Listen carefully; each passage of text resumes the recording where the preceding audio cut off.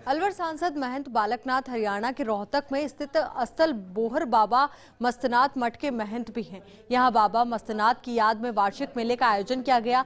3 दिवसीय मेले में केंद्रीय सूचना एवं प्रसारण मंत्री अनुराग ठाकुर ने भी शिरकत की और मस्तनाथ बाबा की समाधि पर धोख लगाई। इस दौरान अनुराग ठाकुर से खास बातचीत की, देखिए जरा।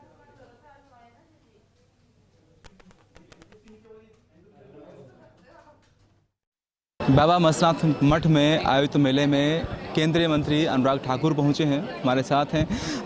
सर, सबसे पहले तो मठ की बहुत मान्यता है, बहुत राज्यों से लोग आते हैं, आप खुद उत्तराखंड से हैं, तो पहले तो हम यहाँ के लिए कुछ पूछना चाहते हैं। बाबा मस्तनाथ जी जिनके तप के कारण आज यहाँ मेला लगता है। देश भर के लोग पिछले 3 दिनों में आपने देखा होगा हज़ारों की तादाद में यहाँ पर आते हैं। इस तपोभूमि में जो साधना उन्होंने की है और जो आस्था लोगों की उनमें बनी है, वो पीढ़ी दर पीढ़ी न केवल हरियाणा के बल्कि राजस्थान और साथ लगते बाकी राज्यों से भी लोग यहाँ पर आते हैं। भारत की सांस्कृतिक धरोहर जहाँ एक और है, वहीं पर इस संतों के तप के कारण ही है कि आज की शताब्दी में जहां आप देखोगे कि बहुत बड़ा वर्ग पश्चिमी संस्कृति से प्रभावित है,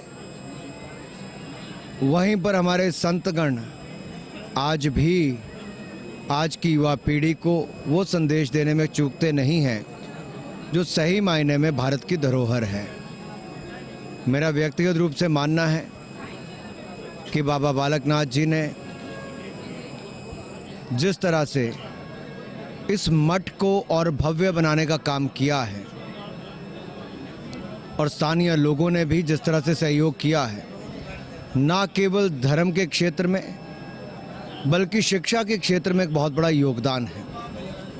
और शिक्षा संस्कार एक जगह पर मिले तो इससे ज़्यादा और क्या चाहिए। और चाहिए तो वो खेलकूद, वो भी यहाँ पर मिलना शुरू हो गया है।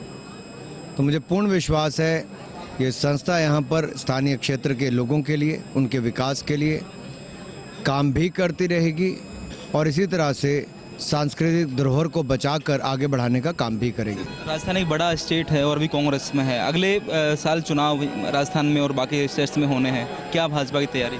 देखिए, कांग्रेस के राजस्थान के मंत्री अगर सदन में कहते हैं कि रेप में राज्य नंबर 1 है, अत्याचार में नंबर 2 है और ये अलग अलग विषय आते हैं, और उसके बाद अगली लाइन वो सदन में कहते हैं कि मर्दों वाली बात है, मुझे लगता है लानत है ऐसी राजनेता पर। उनको तो माफ़ी भी मांगनी चाहिए और इस्तीफ़ा भी लेना चाहिए। और दुर्भाग्य है कि राजस्थान में वो मुख्यमंत्री हैं जो अपने ऐसे मंत्री का इस्तीफ़ा नहीं लेते हैं। जो महिलाओं के साथ अत्याचार बलात्कार को मर्दानगी कहते हैं, ये कांग्रेस का चाल चरित्र और चेहरे की ओर प्रकाश डालता है।